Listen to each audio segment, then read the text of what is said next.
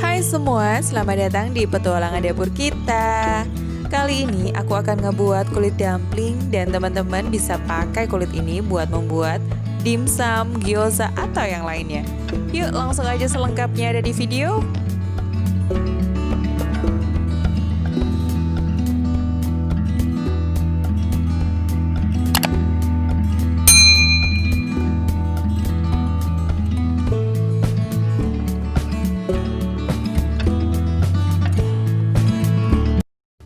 Nah, di sini kita hanya pakai 3 bahan. Dengan 3 bahan ini kita bisa membuat berbagai macam dumpling yang semuanya bisa menggunakan kulit ini. Yang pertama, tepung terigu. Di sini aku menggunakan tepung terigu serbaguna. Kemudian garam.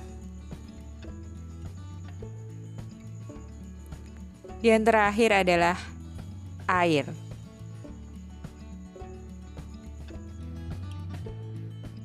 Cukup 3 bahan ini aja, teman-teman bisa membuat kulit dumpling homemade dan tanpa menggunakan alat. Oke, langsung aja kita campurkan tepung terigunya.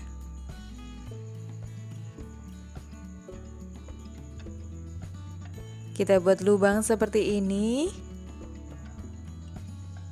Kemudian kita bisa masukkan garam di tengah. Selanjutnya kita bisa aduk-aduk terlebih dahulu sebelum airnya masuk ya. Harapannya adalah si garam dengan tepung sudah tercampur rata. Kemudian di sini kita masukkan air. Saranku adalah masukkan air sedikit demi sedikit. Kenapa? Karena di sini meskipun saya menggunakan takaran yang pas, tetapi beda tepung, beda kadar air.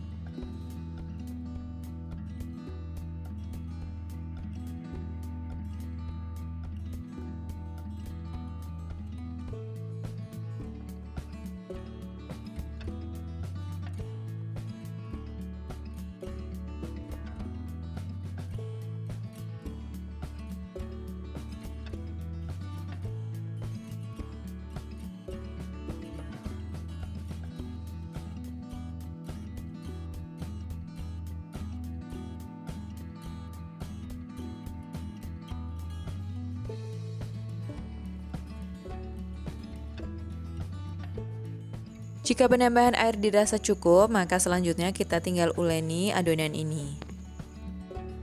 Dan kalau ada terigu yang masih menempel di wadah, kita bisa juga tempelkan adonan ini agar semuanya menyatu. Nah, di sini aku teruskan di meja atau di papan gilas. Sebenarnya kita nguleni ini seperti kita nguleni untuk roti, untuk donat gitu ya. Tapi ini menggunakan bahan yang sedikit. Terus aja uleni, tidak perlu terlalu keras, santai tapi pasti.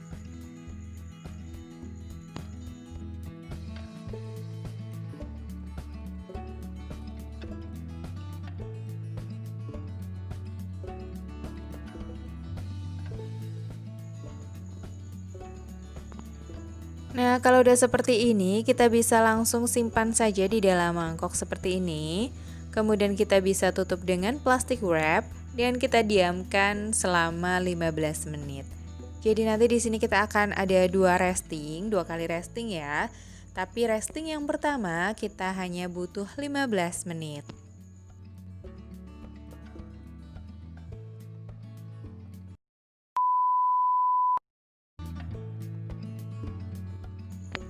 Setelah 15 menit seperti ini, kita buka plastik wrapnya. Adonannya nggak ngembang ya, karena kita nggak pakai ragi. Hanya saja dia sudah lebih lembut seperti ini. Kemudian kita lanjutkan menguleni seperti tadi. Cukup uleni selama 2 menit. Tidak perlu terlalu keras, santai saja.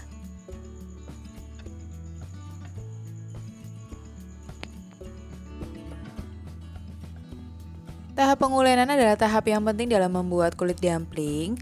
Jadi teman-teman sebisa mungkin jangan skip ini. Jadi tetap sabar aja untuk menguleni agar hasilnya nanti seperti yang kita mau.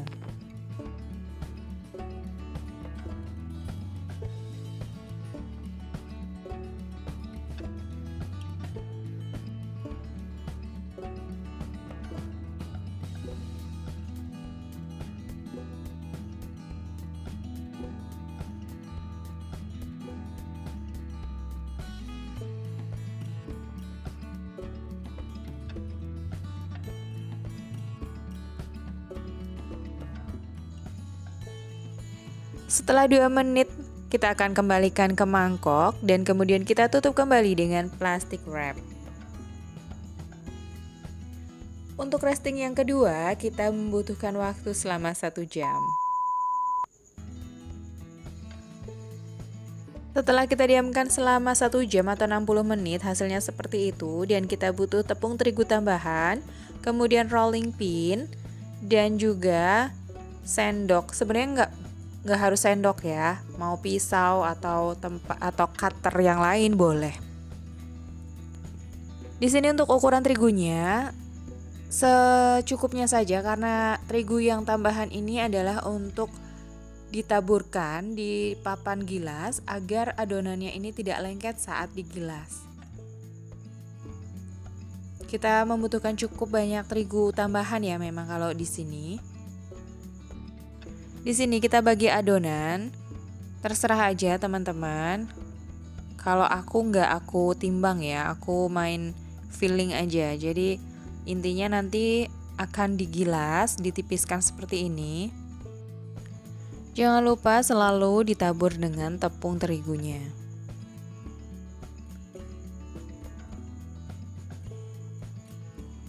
Sebenarnya ada beberapa cara ya, bisa langsung digilas semuanya atau dipotong-potong seperti ini satu persatu. That's choice, jadi teman-teman enaknya mana boleh aja.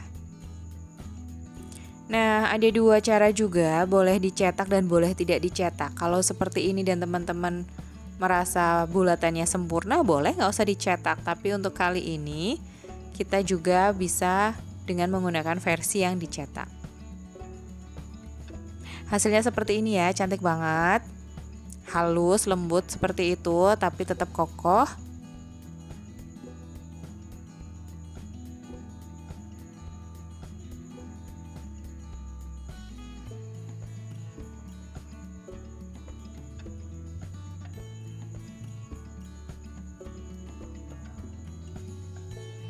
Jadi tadi aja udah cukup, tapi di sini aku pakai versi yang dicetak biar seragam.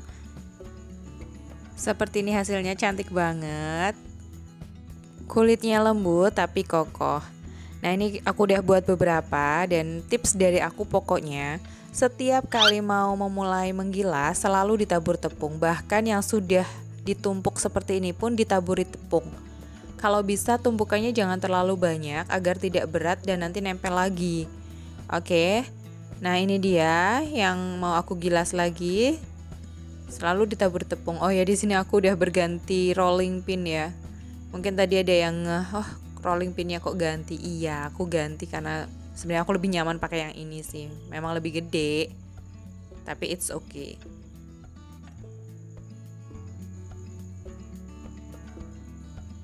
Itu kan, kalau misalnya banyak terigu seperti itu, dia nggak akan lengket.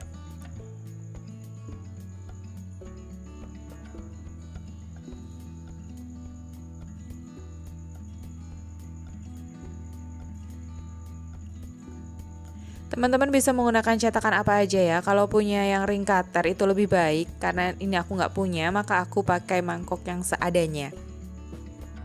Nah, ini udah cukup banyak yang aku buat. Dan mungkin teman-teman sebagian ada yang bertanya tadi, yang sisa-sisa tadi bisa digunakan atau enggak. Nah, ini adalah kumpulan dari sisa-sisa yang tadi hasil dari bulatan-bulatan, aku satukan aja, kemudian aku kembali gilas seperti ini.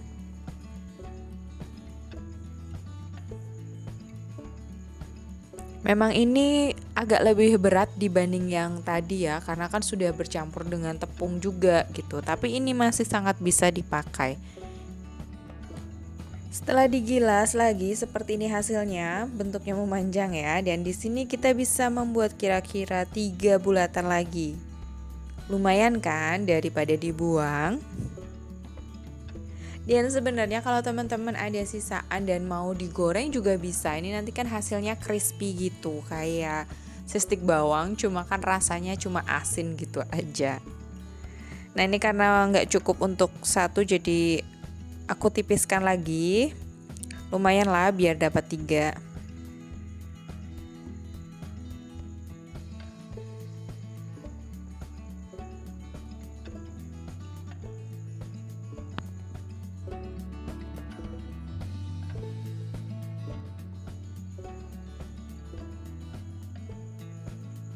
Nah, untuk sisaan seperti ini saya sudah menyerah ya. Boleh teman-teman goreng atau bisa dibiarkan saja. Dan ini dia hasilnya kulit dimsum homemade hanya dengan 3 bahan, jadinya lembut tetapi tetap kokoh dan tentunya sehat karena kita buat sendiri, jadi tanpa bahan pengawet.